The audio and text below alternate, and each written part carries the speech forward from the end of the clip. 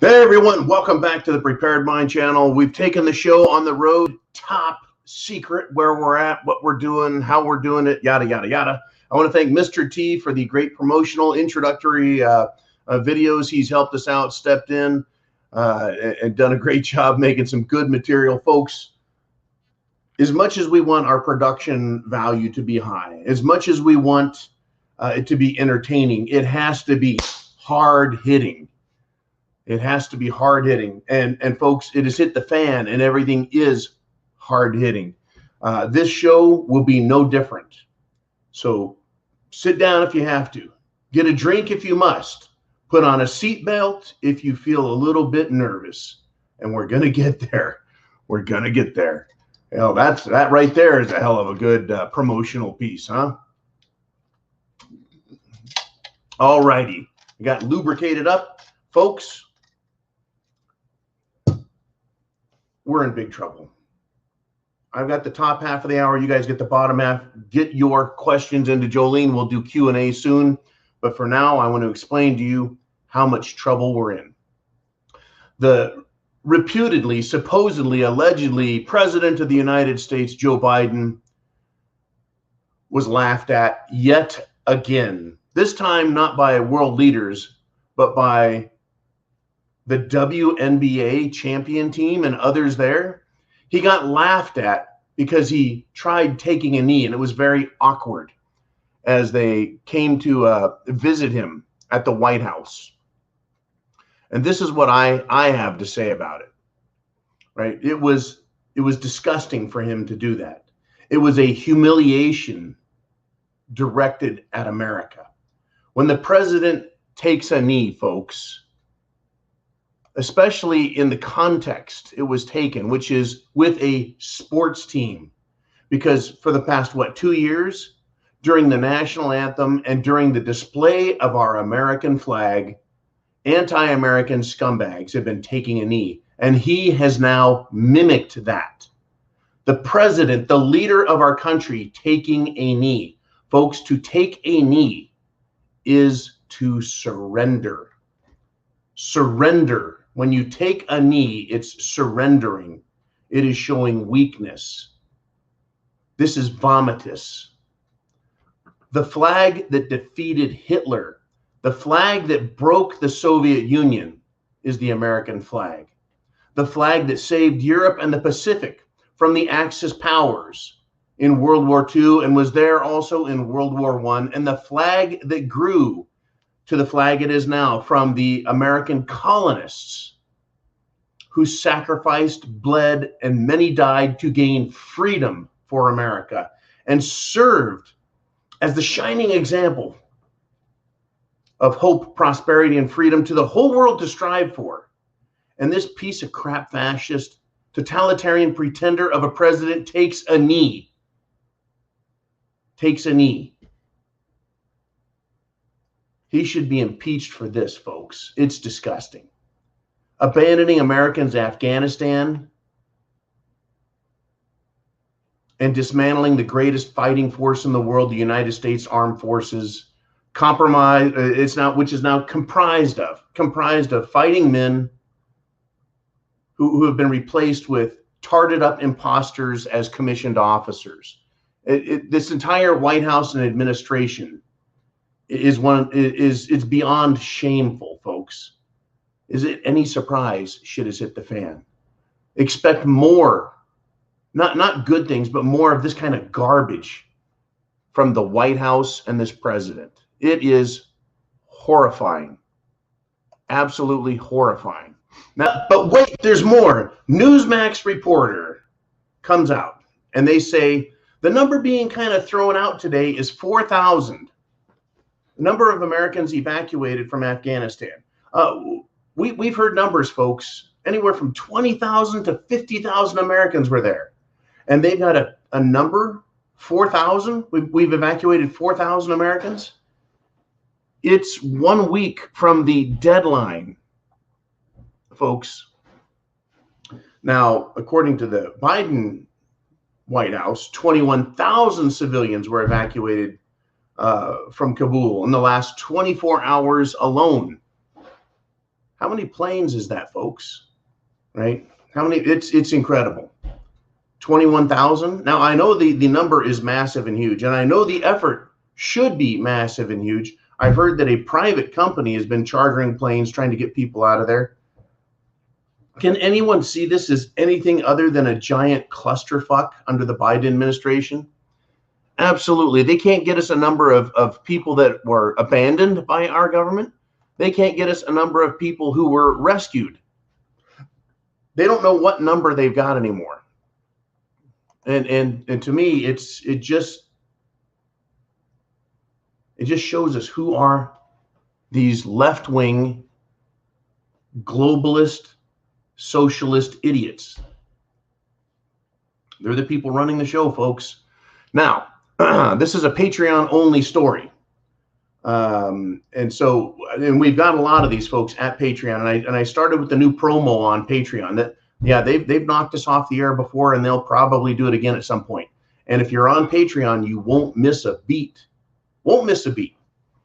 So I want you over on Patreon, but there's a great story about a California man who was passed out in a car with 300 unopened tax forms and forged licenses, meaning counterfeit licenses, right? Meaning illegal criminal licenses. How very interesting. I wrote up a little, shall we say, opinion, because I like to do opinion, but it's only available on Patreon, because if I say too much, that would be saying too much. And the people on the left can't stand that. Can't stand that, because they are a bunch of disgusting Marxists. And speaking of disgusting, we have a disgusting example of an injustice. I want to tell you what has happened, and then you can think for yourself and come to your own conclusion, though. The Proud Boys leader, Enrique Tarrio, he was sentenced to 5 months in jail for burning a BLM flag. Does that sound about right? Does that sound fair? Does that make sense to you? 5 months in jail for burning a flag. You can burn the American flag. Not a crime, no jail sentence. BLM, Antifa, Black Bloc communist punks.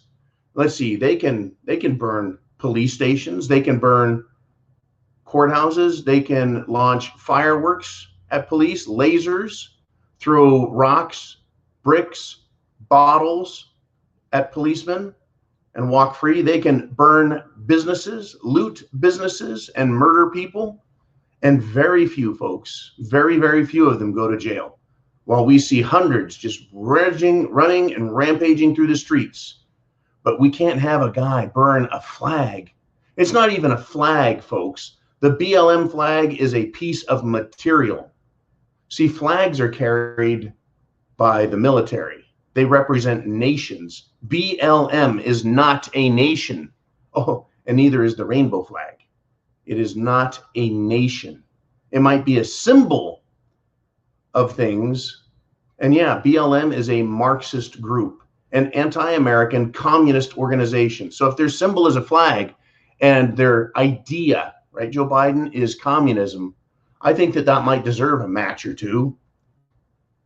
You bet, folks. That's a disgusting example of injustice. Once again, can we rely on the executive branch in this country? Biden, no. How about the legislative branch? House of Representatives and the Senate? No, you can't count on it. Can we count on the Supreme Court of the United States? No, we can't. We can't count on the court system, folks. It comes down to you and me. We have to fight, argue, debate for ourselves, because there's no one in Congress that's going to do it the way we will. I do recommend, though, texting, emailing, calling him and saying, stand up and fight for once. There is no second place when you're fighting against communism. Absolutely incredible. And speaking of second place, there is no second place, folks, in dealing with the Taliban. The Taliban spokesman basically told the Biden administration some new rules. No Afghanis will be allowed to leave the country. You know what that means, folks? That means they're not going to let them into the airport anymore. They're done. Right? That's basically a death sentence for anyone that the Taliban is after. If they can't leave the country, and the Taliban just says, hey, that's it. It's not happening. The Taliban continues to tell the Biden administration, the most shameful, disgusting, vomitous president we've had. He's starting to make Obama look like he's middle of the road. And it's not that I have any love for Barack Hussein, Barry Soetoro, Obama. Not a bit. And I tell you, I want to talk about this guy that I like to think of as a little asshole. Before I do that, before I do that, I got to be careful, right? The little asshole, you know who. He says the time has come. Enough is enough. And this person dismisses our freedoms. Our freedoms. You can get this whole story, the whole thing on Patreon, but I'm going to give you a little taste of it here, what I can get away with. Now, I just want to describe it to you this way. As Martians in Mars Attacks, the little movie, as Martians destroyed the world, they kept saying, we come in peace, right? It was a joke. They're saying they come in peace, yet all they're doing is murdering and blowing things up. It's a movie. It's a joke. But the stupid Democrat president in the movie, the limp-wristed fool, played marvelously by Jack Nicholson, kept believing them and kept getting destroyed. So the Martians destroyed our world while saying we come in peace. Today, folks, and this is not in a Hollywood movie, we have a real destroyer of our world and our civilization who pretends to be good, then shows us exactly what he is. He is one of our greatest adversaries ever. And I want to give you some excerpted quotes. In other words, I can't tell you everything he said, but I can give you stuff. And you're going to figure out who this guy is. This fuckhole dismissed our freedom as an afterthought, noting, quote, I know I respect people's freedom, but when you're talking about weather crisis that we've been going through for well over a year and a half, the time has come. Enough is enough. So basically, this little turd of a human being is worried about a weather crisis for the last 18 months we've been putting up with. And he says it just like Arnie does, only he says it better, right? Like we come in peace. He's saying the same thing Arnie did. Screw your freedoms. Right? He dismisses our freedoms because he wants his mandates. If you want the full spectrum on what this little turd is doing, folks, they're coming after every right we have. The right to be free politically, religiously.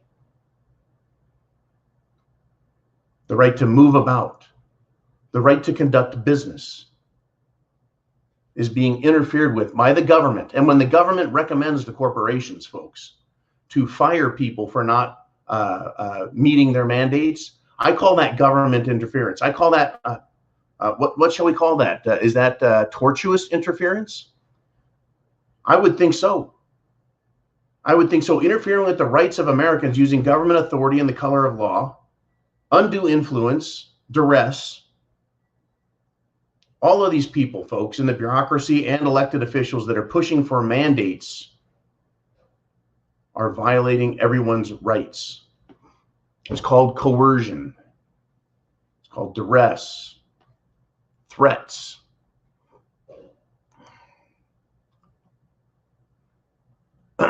Now, I've been putting down President Biden quite a bit, and I'm going to do it some more. How could he look more stupid? How could he look more ignorant? They have now admitted, in an effort to cover up one screw up, it just opens up an entire another chapter of bungling stupidity. Biden told the Pentagon, Biden told the Joint Chiefs of Staff, the commanders, not to send out troops to rescue Americans in Kabul. And you're like, boy, he should have must have had a good reason, right? Well, yeah, he was afraid of having a Black Hawk Down that would make him look bad. As bad as Black Hawk Down was, folks, in Somalia, as bad as that wasn't 10, 20, 30,000 Americans abandoned as the Taliban anti-American murderous thugs rained down into the city upon them. He's already had something that's beyond a Black Hawk Down moment, but that's what he was worried about. He doesn't want to look bad. Fortunately, the mainstream media has decided to tell us what's going on in Afghanistan instead of hiding it. For once in years, they're actually showing us the news. What a fucking miracle. Isn't that incredible, folks? They haven't shown us the real news in at least 18 months because they've been so busy hiding the inept, incompetent stupidity. I guess they figured they can't hide 20,000 Americans, 30,000 Americans, 40,000 Americans being left behind. And it's being covered and detailed so poorly, no one even knows what the real number is. And he's worried about looking bad if our troops tried saving them. No, that's what the troops do. Sadly, an idiot in Washington, D.C. can make a crappy decision. Not just crappy, folks. Almost practically a treasonous criminal decision. And the military, the good men and women in the military would go in, would give close air support, would go in guns blazing to save those Americans. They would. And they would do it knowing they're doing the right thing. And this idiot in DC won't let them do it because he doesn't want to look bad. They're willing to put their lives on the line, folks. And the president doesn't want to look bad. Do you kind of get a feeling for the flavor of this SHTF? For DC, folks, it's about optics, the way things look and the way things sound. For us, it's eating shit on the ground level. And folks, we've only gotten the appetizers. The shit sandwich is going to get bigger and nastier as we go. People in the military, they're eating it and have been eating it since jackass Lloyd Austin took over the Department of Defense, doing the bidding of the Biden. And he's worried about things making him look bad. I sure am glad, right, that he's so worried about the way he looks. There's something else here, folks, that came out today. Story on Patreon. And it was predicted by me, talked about with you. We've discussed it as best we could. There's an approval that happened this week. And I just can't give you more other than to say everything is a sham today from now. That the whole system, Washington, D.C., the bureaucracies, it's all a sham. It's all about making things look a certain way so they can break the American people's will, damage us, our health, our children, everything.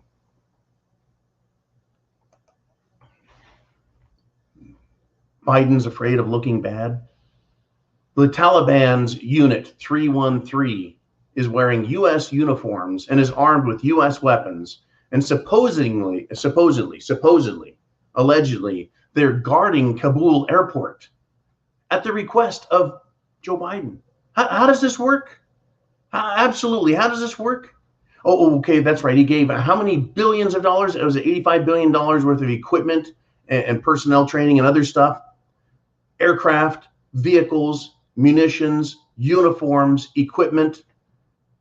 And the Taliban are helping us. See, we're supposed to believe that. This is more Biden effect. Hashtag Biden effect. In fact, I think everyone's supposed to do some kind of hashtag in the comments, Biden effect. Hashtag Biden effect. And that would get people over here looking at this video going, what? What? This isn't the mainstream media.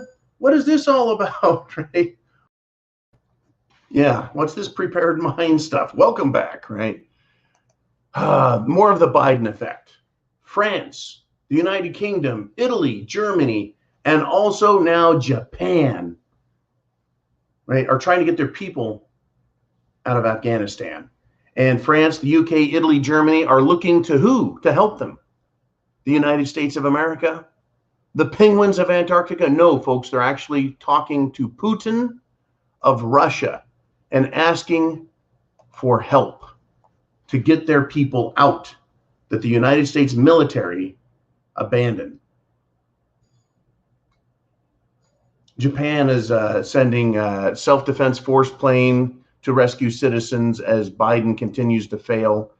This is beyond a failure, folks.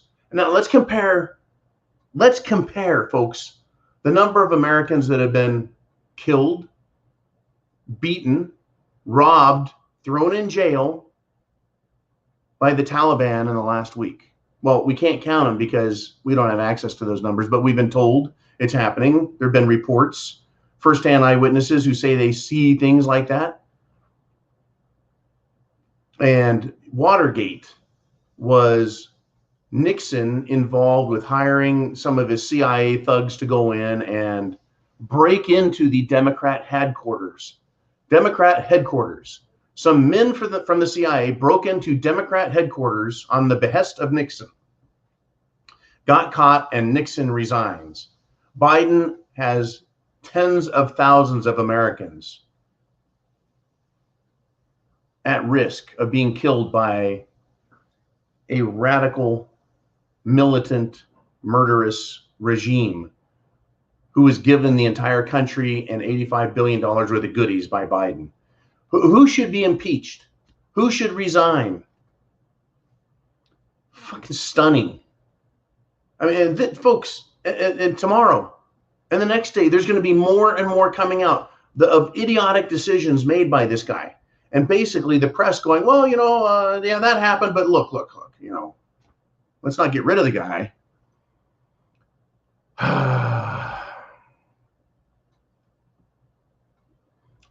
When has this ever happened?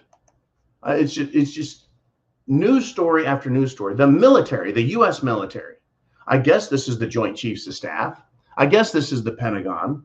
They have given Joe Biden until Tuesday to decide whether to extend the mission in Afghanistan past August 31st. Now, wait a moment. I thought the Taliban said the deadline is the 31st.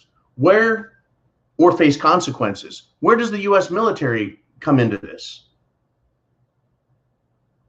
The U.S. military now is giving ultimatums and timetables to Joe Biden. This is incredible. They're saying Joe Biden must decide by Tuesday, today, whether to extend the evacuation beyond the 31st or not. Now, the reason they gave it to him is military advisors have told the White House that the decision must be made by Tuesday in order to have enough time to withdraw the 5,800 military troops that are currently on the ground at Kabul International Airport. If the president agrees, the military anticipates a few more days of trying to evacuate as many people as possible before the drawdown of U.S. forces begins, possibly at the end of this week. This is asinine, folks. We've got 10, 20, 30, 40,000 Americans. Who knows how many? Let's just say 20,000. 20,000 Americans. We've got 5,800 military personnel, presumably well-armed soldiers and Marines at Kabul International Airport. And they're going to start drawing down the U.S. forces, meaning putting them on planes and flying their asses out. And if the military anticipates a few more days of trying to evacuate people, well, are they going to evacuate another 300 or 400 for a couple of days? Another 3,000 or 4,000 for a couple of days as they draw out the 5,800 military? Now, I just have to ask this question. I didn't go to West Point. I'm not one of those jackasses. I don't have a lot of respect for West Point graduates, even though I know West Point graduates. Okay. I know that sounds kind of well, how can you respect them, John, if you don't respect them? I don't know. How can you be for the war before you're against the war? Right. Never mind. I won't use their logic on them. If the President of the United States and the military command decide to leave 5,800 Marines and soldiers, fighting men, in the airport, on the tarmac, holding that ground, What's the Taliban going to do? Are they going to use our gunships, our armored vehicles, our transport vehicles, our weapons, our munitions, our explosives, our drones against our own troops at the airport? Is that what the consequences are if the military is still on the ground on the 31st? The reason this is so important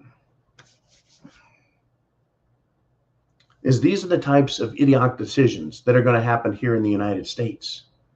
This will all be over, hopefully, in a few weeks, and hopefully every single American gets out of there. Hopefully the Taliban all eat really bad food, and they all have upset stomach and diarrhea for about 6 months. Hopefully that happens. Everyone gets saved, and the bad guys have, bowel cramps for 6 months. What kind of bad decisions do you think are going to be made by Washington, D.C., the Biden administration, the Pelosi gang, the Upchuck Schumer gang? What kind of bad decisions are they going to make domestically? And what kind of actions are they going to take domestically that are just off the hook, fucking stupid, regarding lockdowns, mandates, Second Amendment issues, First Amendment issues? Because these mandates and lockdowns have everything also to do with our First and our Second Amendment. How about let's just go for it, man. What about our Declaration of Independence issues? Our own government, the United States government up there in Washington, D.C., is now committing every offense that I can recall off the top of my head that's listed in the Declaration of Independence. Those complaints against King George the Tyrant that they felt were so bad that the colonies should rebel. I'm not suggesting that because he's done that and they've done that we should here rebel in the United States of America against the government that is basically committed treason against all of us. Oh, they haven't committed treason? What's going on in Afghanistan again? Oh, yeah, that's right. There's a lot going on, folks. There's a lot more going on. And I pray that behind the scenes, even more is happening to the side of good and righteousness, decency, and that they want to uphold law and order, the Constitution, justice, and everything that truly is American, the American flag. I mean, it is horrifying what is being done, folks. And we're having this conversation. This is not a nightmare that you can wake up from. This is the real deal. This is the real deal. They're going after the Second Amendment again. They are not holding back on anything. They can't do a damn thing right, but they sure can come after our constitutional liberties, rights, freedoms, etc. Let's do this. We're right at the half-hour mark. I've got more things I want to talk about, but I want to know what you guys are talking about. In fact, I've got another 12 topics I could talk about. I could talk for another freaking 2 hours about this crap, but I'm not going to do it because I want to see what you guys are thinking about today. Have I jumped the shark on this? Right? Have I gone off the deep end? Is it really not that bad out there? Oh, wait, yeah. All you have to do is step outside, go down the street, see one person with a fucking mask, and you know exactly what's going on. Okay, Jolene, what do we got? What have we got? Besides the abuses I've talked about, but we'll touch on them again. Here we go. We got Backcountry Preps. He says, have you seen anything from Adam Kokesh lately? Caught his live stream yesterday. A once well-spoken patriot veteran now smoking pot in his live stream, sporting a man bun. What the fuck? Right. I remember Adam Kokesh. Yeah, he's a patriotic veteran type, and he used to be able to speak eloquently. He could speak to freedoms and rights very well, very articulately, very intelligently. He could inspire. I don't even bother with him. If he's smoking pot now and wearing a man bun, sounds like he's essentially, I don't know, given up, lost hope. And I'm not saying that smoking pot is what's caused it, or growing a man bun is the result of him giving up. I can't explain what's going on with him. It is folks, really discouraging what has happened in this country. And I want people to be positive. Seeing our government fucking up in Afghanistan is maddening. It is horrifying. And I pray that everyone makes it out of there safe, alive, with all their limbs intact. Now, the good part about them screwing things up so bad in Afghanistan is they're probably going to screw things up here. Folks, we can win this. The New World Order, Great Reset, is not a foregone conclusion, meaning there's no guarantee that the bad guys get to defeat us. But there is a guarantee that shit has hit the fan, and they're going to do everything they can to destroy our precious republic.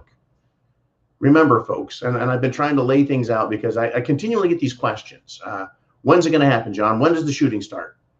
When is it going to get so bad we have to, we have to be on our own? Well, I said their motto, their slogan in the Illuminati, right, is order out of chaos. Well, if we've got the Constitution and a country in order, then they may need to make chaos out of our order. That's where they're at now. They're in process. So they divide the people into groups, and then they vilify, dehumanize, and demonize us, the patriots, right?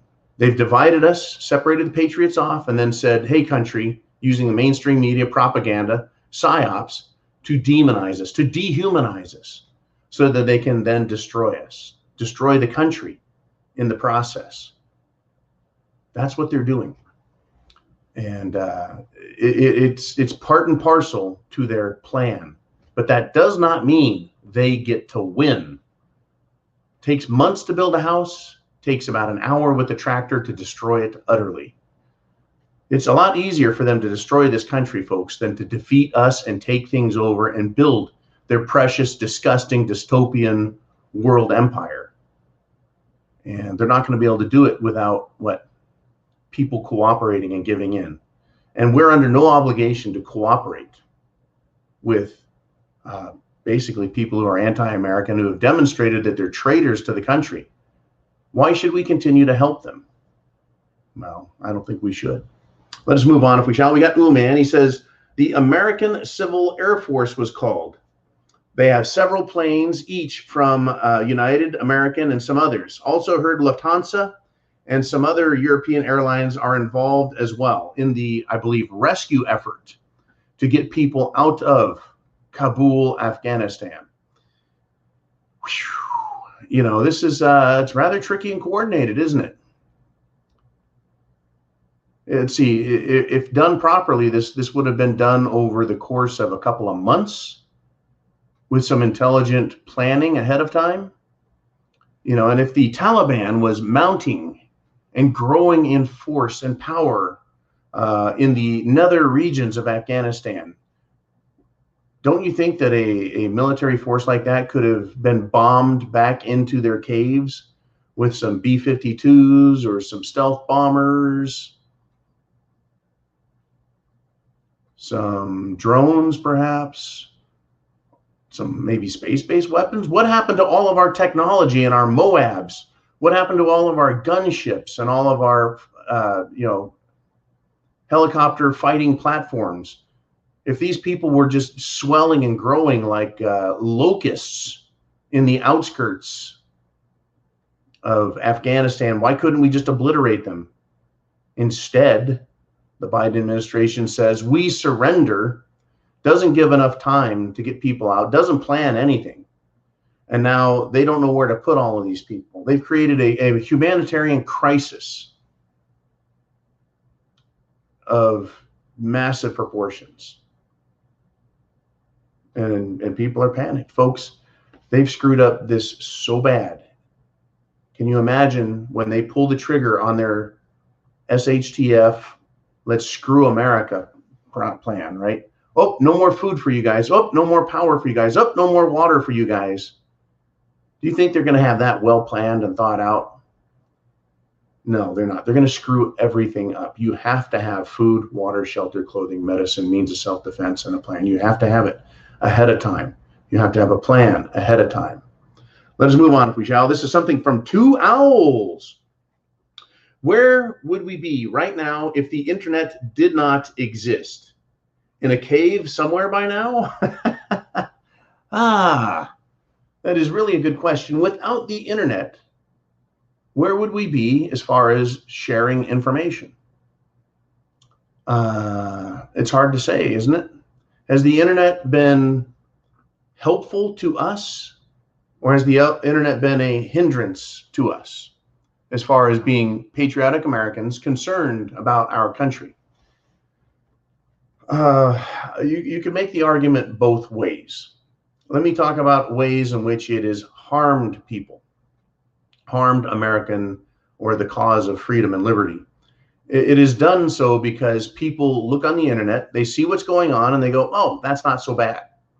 Or they look on the internet and someone is telling them, don't worry, we have a plan, we'll take care of it. Or don't worry, those people over there will take care of it themselves, right? They've got the internet, cell phones, and everything else. We don't need to go help them. So it's helped us observe, but also maybe not participate to the extent we would.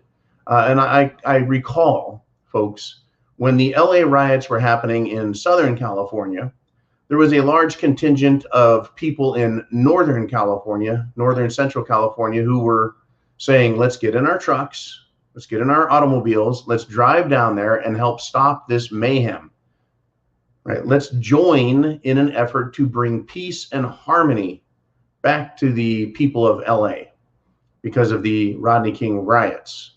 People were pissed off about that.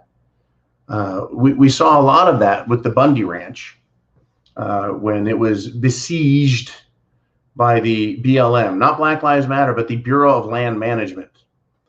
Right? People drove hours, and they drove from other states. They just decided they would go take care of business, and that there's one way to do it, and it's show up with your guns. So if we did not have the internet, people might be more inclined to say, we don't know the true story, we don't know the facts, but we see the threat, we see the danger, we see the risk, and we are Americans, and we need to go do something about it right now, this very minute. So perhaps if we didn't have the internet, our problems would have been solved 5, maybe 10 years ago, because people wouldn't be so apathetic and thinking others were going to handle it, and instead said, well, this is it, right? That attitude kind of happened with, it developed after Ruby Ridge and Waco, Texas. That's when the Patriot movement exploded with no internet. There were underground newspapers, not illegal, we'll just call them underground because there's no internet. And it wasn't mainstream newspapers or mainstream press. And they started sharing information. I used to get newspapers in the mail. I would get letters in the mail, photocopies in the mail of news information. I would get videotapes in the mail of videos that were produced professionally and then distributed so that people could learn. And it pissed everyone off, and it caused the Patriot movement to grow for the first time until the Oklahoma City bombing, of course. So it is a great question to consider, Two Owls. Where would we be now? Would we be in caves, or would we be in homes and more free? It's hard to say. You know, it's hard to say. I know that at one point, you know, there's a fork in the road, the internet fork or this other fork, and both of them are forked up. Neither of them are good. It's hard to say which way, but either way, we are now facing it. You know, people need to get off of their asses. I would say dead asses, but they're not dead yet. All right, we got David. He says, watching another creator, he advised patriots start getting used to, quote, not being liked. I agree that we are quickly becoming public enemy number one. How can we harden ourselves for this mentally? This is something we have been talking about. I believe that we need to get used to not being liked. We're already not liked, though. Courage of your convictions. Have information. What you believe, the information provided, put it together, make a decision about what you are going to do, who you're going to be. And we've done it. And we'll have to continue to as more information comes in. as our mettle is tested or our character is tested. We're already not liked by who? The Democrats. We're not liked by the globalist politicians. We're not liked by globalist corporations. We're not liked, folks, by the law enforcement bureaucracy at the federal level. We, patriotic, republic, Constitution-loving Americans, are not liked by the mainstream media, be it the internet, big tech media, or broadcast media. We're not liked by academia. Half of the world's medical community hates our guts. The other half are on our side, but you'll never hear from them unless you happen to know them. Right? Let's see, social organizations don't like us. Hollywood doesn't like us. Who likes us? Is it about who likes us? Is it about getting used to not being liked, or is it about understanding who you are, trusting yourself, trusting your gut, trusting your instinct, trusting your mind, trusting your faith, always faithful, semper fi. We are public enemy number one to our enemy number one, who is both public and private, domestic and foreign. They're our enemy. If we're their declared enemy, then they are our enemy, are they not? Right? It works both ways. Works nicely, doesn't it? They have declared themselves our enemy, folks. They have made it very clear. The fact that they don't like me, I couldn't give a rat's ass. They're the ones, folks, drinking poisonous Kool-Aid. Kool-Aid for the mind, Kool-Aid for the body. They're the ones who have weakened systems of thought of their body. They have weakened themselves through ignorance, apathy, a desire to be liked by others. Now every white person who has tried to satisfy these radical racist scumbags, do the radical racist scumbags like those white people? Of course not. Of course not. You're never going to be liked. You can't switch teams. You can't convert. Do you think the King of England trusted Benedict Arnold after he committed treason against the United States of America, or at least the pre-United States of America colonists? You think he trusted Benedict Arnold, or do you think he thought, what a turncoat, sellout pile of shit? Let's use him, though. All of these idiots out here who think they're being liked by the government or by special interest groups or by the media, no, they don't like him at all. They think their own people are idiots, folks, because their own people are idiots. Look at what they're doing. Right? They may as well have gone with Jim Jones in the 70s and drank that Kool-Aid, or maybe taken a zombie formula that converted them into zombies so they can run around the country zombified. Right? All this is going on, folks. I'm not worried about them liking me. I'm worried about my rights. I'm worried about the ability to live, to breathe, to eat, to move about freely.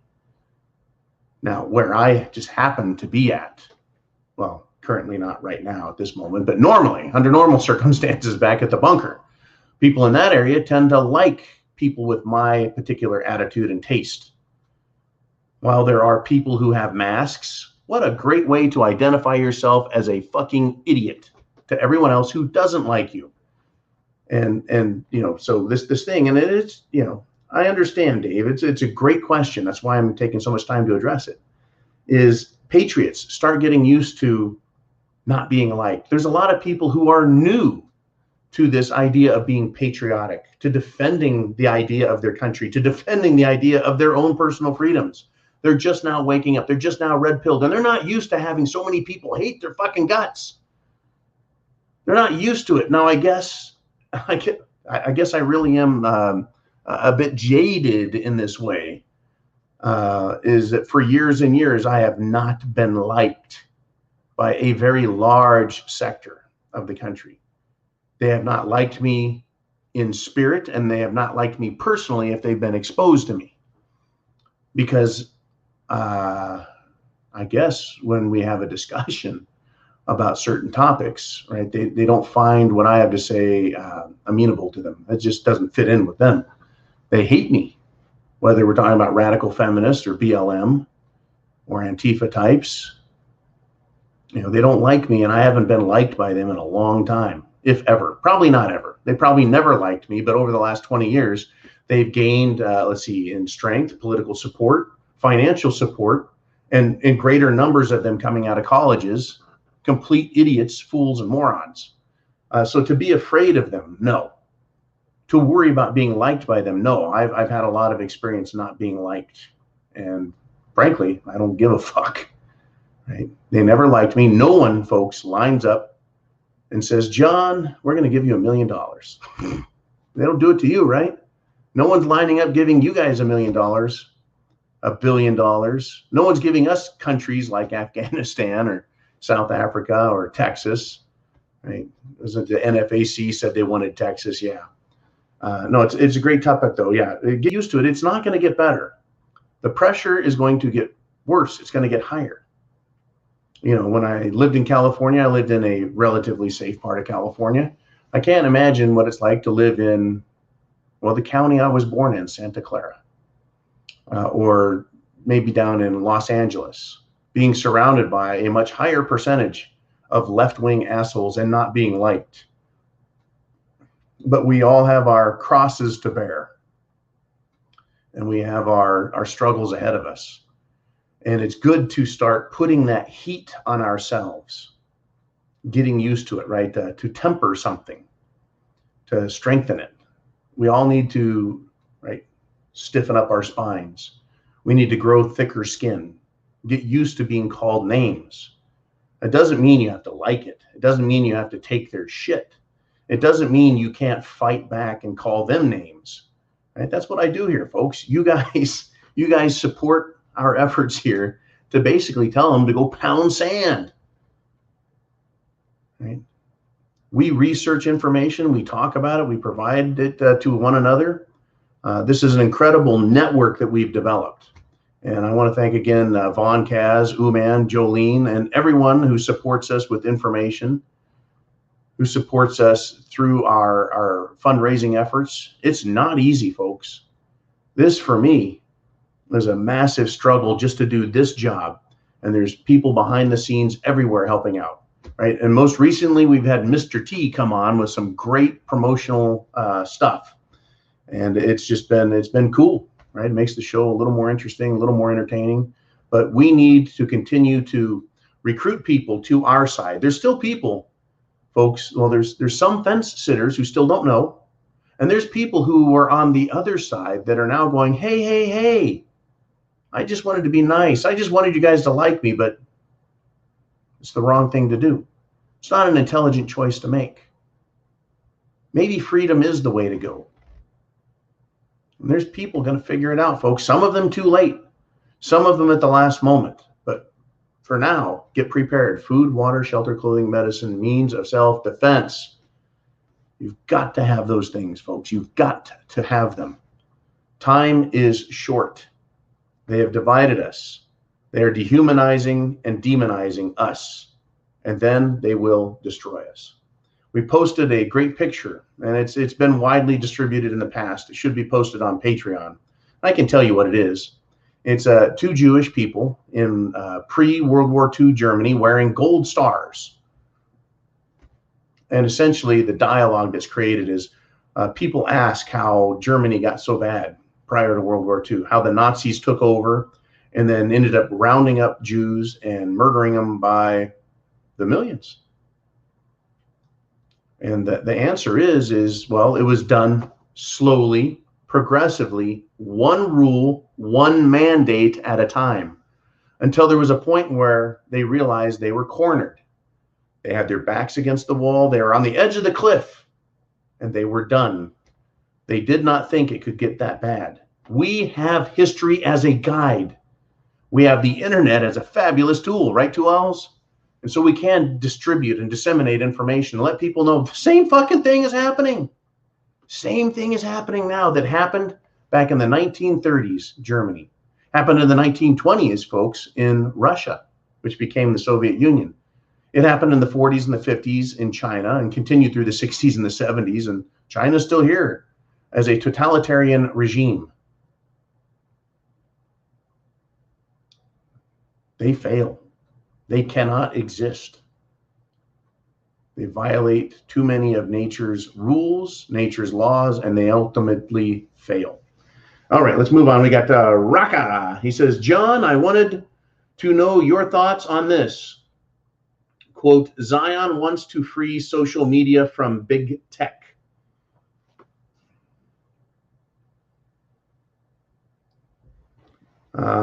This is the first time I've gotten a question from Raka. What I would like you to do is, that's a rather nebulous statement. It also is has multiple meanings or double entendre or triple entendres in there. And I don't want to comment on it at this time. If you would, please send whatever information you have to our email address. Please look in the comments section. Jolene will put an email address down that works, so you can send me your information. Sorry to throw that at you there, Jolene. Part of the fun of being on this side of the camera. Yeah, Jolene's going to take care of that. I want to know what you're talking about specifically, because I don't want to speak of something I shouldn't be speaking about at this time. Backcountry Preps checks in. He says, question, considering the current issues, they've got issues in Australia, do you think if the Aussies didn't hand over their pew-pews, they would be shooting back by now? Okay, this is another great question coming from Vaughn.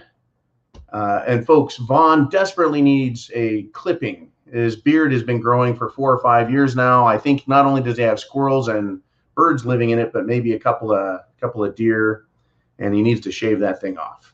Just kidding, Vaughn. Anyways, Australia. Let me go back, do a little history on Australia. They've done a lot of gun confiscation in Australia. So New Zealand and Australia have very few guns that are known about. That does not mean there are not underground networks and caches of freedom seed spreaders down there. But for the most part, the people are disarmed. So his question, do you think that if they had all of their arms and the public was well aware of all of the armament, shotguns, rifles, handguns, etc., that they would be shooting at their government by now? The question or the answer is no, they wouldn't. And I'll give you my reasons why. Number one, if they had more arms, the government wouldn't be so aggressive. So they wouldn't have to be shooting. Right? Our government in DC is extremely fearful of us. You, me, all of the American people. They're very, very, very fearful of us. That's why they're trying to scare us. They're trying to convince us that they're the authority figures when it's our country. You see, this is how this works. We have guns and they're aware of it. They know that if we rose up literally with our Second Amendment right in hand and said, that's enough of this shit, and we started taking action, they wouldn't stand a fucking chance. Yes, people on both sides would be injured, but ultimately the bad guys would be removed. They fear that the same way that King Louis was shitting his pants as he stood on the platform in front of the throngs, the crowds, the masses of French citizens calling for his head, which demand was satisfied when the guillotine came down and removed his head from its body, which was then promptly picked up and shown his own body before his brain passed out and lost consciousness. There's a fucking sight for you.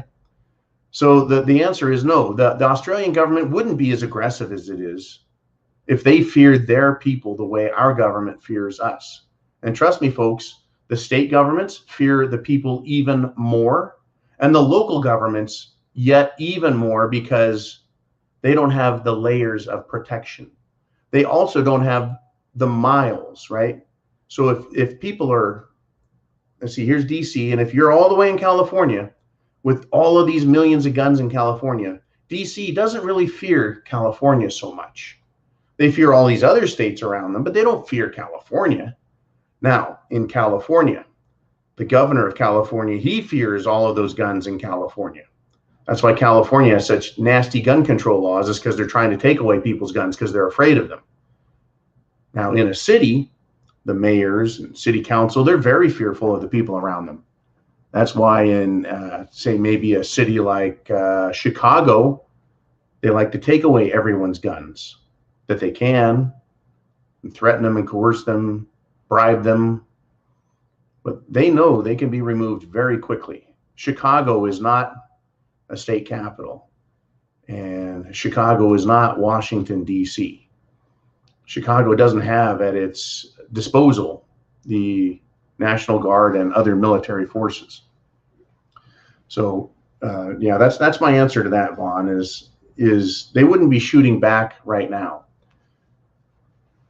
But they are definitely on the edge of massive violence and civil unrest, and all of those caches of weapons in Australia that are hidden, tucked away, perhaps buried in the ground, hidden in bunkers. They will come out at some point in Australia. At some point, folks, they'll be pushed too far.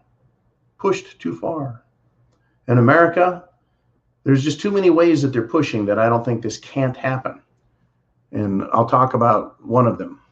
It has to do with our children, our grandchildren. It has to do with our parents. At some point, people are going to say, we're tired of you mandating things that are hurting people, that are causing death. We're tired of being locked down. We're tired of you telling us we can't go places. We're tired of you shutting down our food manufacturing, our food distribution, our food sales. Food is going to become a huge issue, folks. A huge issue. You see, I felt when, this is years ago, when I said, well, shit's going to hit the fan. You better get some food, store some food. It was, you're going to need food because, you know, things are going to go kaput. And in a couple of days, people run out of food. They are going to shut down our food system systematically to punish us. And it's going to cause violence to break out. And who do we blame? Do we blame the Piggly Wiggly?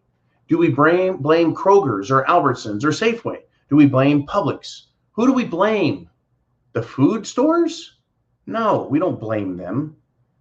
You blame the people that caused the food to stop being made, processed, and delivered, the politicians. The politicians and their lawyers. Not good lawyers, folks, lawyers that protect people, but the bad lawyers that take away our rights, our liberties. And most politicians are lawyers.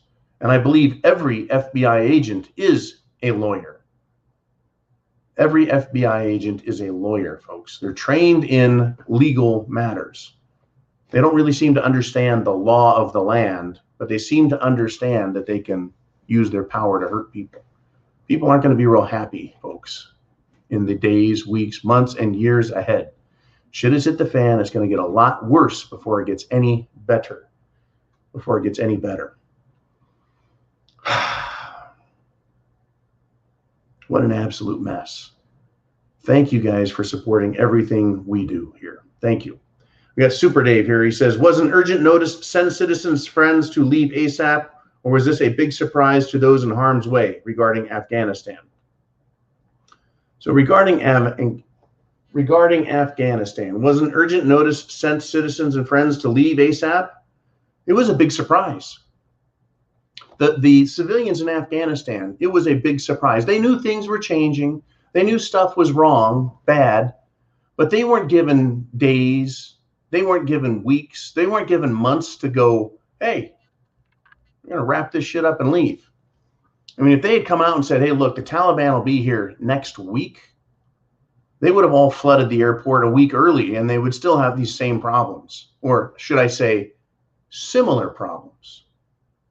Similar problems, because we would have one more week in order for not the government to fuck things up, but the civilian people to get in there and try and help things in other countries. They should have been pulling out intelligently over the span of months. The last people to leave should be the ones who can secure safety, the military. They should be the last ones to leave. It shouldn't be the military pulls out and the civilians run around like a bunch of children screaming their heads off. Right? That's what's happened here. They weren't given any real notice. They were just told, hey, guess what? You're fucked. I mean, look at the government's initial response. You're on your own. We're not going to help you get to the airport. There's no transportation. So hide. Hide? That was the answer from the Biden administration. Hide. You're on your own. Hide. That is what the Biden administration told Americans trapped, abandoned in Afghanistan. Hide from the Taliban. It floors me. And the media would just as soon forget that. Hide. You're on your own. Don't send the military out because we don't want a Black Hawk Down moment. That's our government, folks. And they will fuck up the United States of America as quickly and readily as they can. I used to talk about the U.S. economy being like a freight train with 1,000 cars. It takes a lot of energy to get all of them moving, and picking up speed very slowly. And when you cut the power, you've got 1,000 train cars all pushing in the same direction too, and it takes a long time to slow it down. And you can't just speed it right back up. It either slows down or speeds up very, very slowly. Or maybe the analogy we used of a giant freight ship or cruise ship. It can't just spin around. It's not a jet ski or a powerboat. It has to slowly start to turn, and it takes a long time to turn because it's a large object with a lot of inertia, momentum. So here we are, right? The United States government under Biden, Pelosi, Schumer, the Supreme Court idiots, bunch of fucking clowns, the bureaucracies, they're doing everything they can to absolutely stop the United States dead in its tracks. But there's a lot of momentum and energy that's been stored up, but it's slowing down, folks. It's grinding to a halt very slowly. And it's not going to get moving very quick either. You can't just, what's the word they love to use? You can't just goose the economy, right? You can't just pump a little bit of cash in there and have it all be fixed in a day or a week or even a month. That's not how things work. It's just that they don't understand it. They don't seem to understand size. They have no idea how corporations work on raw materials, getting raw materials, natural resources through a supply chain, processing them, turning them to things they need so they can further manufacture them, and then combine them with other technologies. And eventually you have, a television, a washing machine. And then you've got to put those in a warehouse and then distribute them to stores. And don't forget, you have to have an advertising campaign that gets out there through all of the media in order to create one fucking sale, right, of a washing machine or a TV or a microwave or an automobile. It takes years of building all that energy and technology and effort up into producing those things and then making a sale, which produces some form, fashion of prosperity. Incredible stuff, folks. All right, we got Heidi says this question: if the weapons left in Afghanistan are so useful to the Taliban, why is it so useless to the Afghans? That's a terrific question. Because, see, the Afghanis have basically been living for about 20 years now, relatively free. The Taliban are ruthless, murdering thugs, period. They will chop your fucking head off or execute you in the street. And that's one of those gun wounds that you just can't dodge, right? A barrel to the back of your head. And sadly, the Afghan military that we've been training with and working with, what have they done? Well, they basically just laid their weapons down and said, hey, we're not going to fight the Taliban. They never had the confidence or the belief. They didn't, if the United States can't defeat the Taliban, the United States, England, Canada, Australia, and other countries that were in there as part of the Free Afghanistan coalition that was started almost 20 years ago, if they can't, we can't stop the Taliban and defeat them. What made the Afghan security forces or military think that they could single-handedly, without direct foreign military involvement, think that they could. Well, they know they can't. And so they just laid down their arms and swore fealty to the Taliban, right? And said, we serve the Taliban. They spared themselves, folks. They're willing to live, sadly, they're willing to live under the yoke of the Taliban than to die on their own feet as a free man. That brings us to this point. How about you? Do you value your life more than your liberty? What is most important to you? And see, for me to say, well, you know what? My life is important and I really want to live some more years.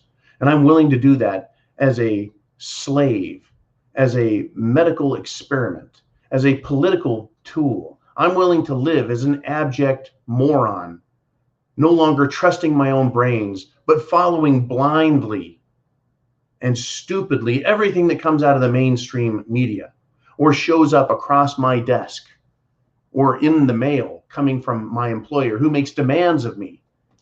And I'm no longer living my life, but I'm living a nightmare created by government, corporations, and assholes that never have liked me, don't like me now, and never will.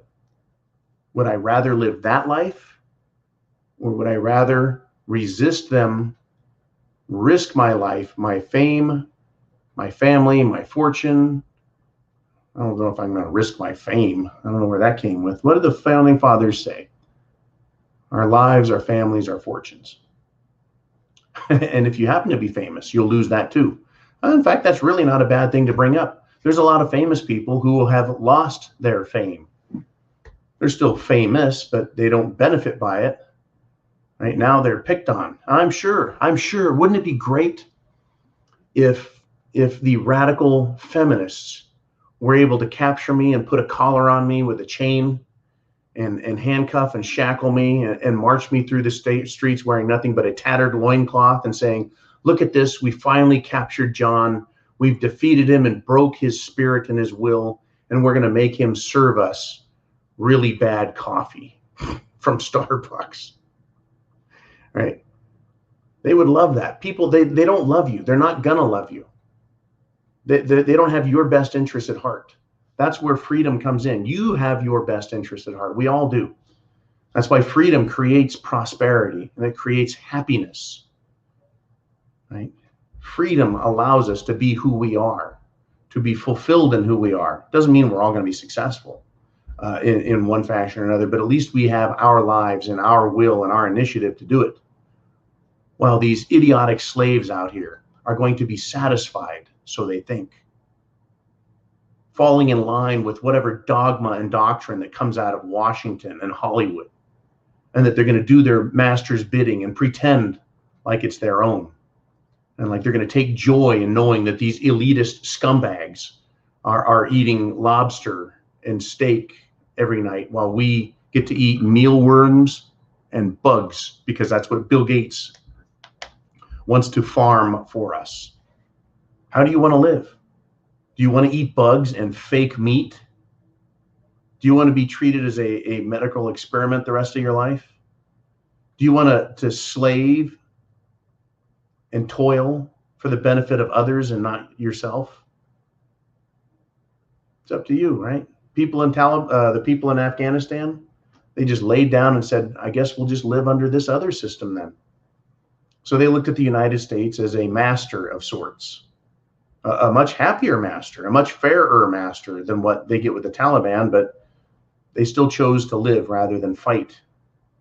And the Taliban probably does not outnumber the free people in Afghanistan. Whew. But here in the United States, we, the patriots, definitely outnumber all of the scumbags in power and all of their minions who would do their bidding for them. And they know it. And we have a Second Amendment. This is our country. Don't give it up. Don't give up on yourself. Chance favors the prepared mind. Is yours. Semper Fi, folks. Always faithful. Godspeed to us all. God bless America.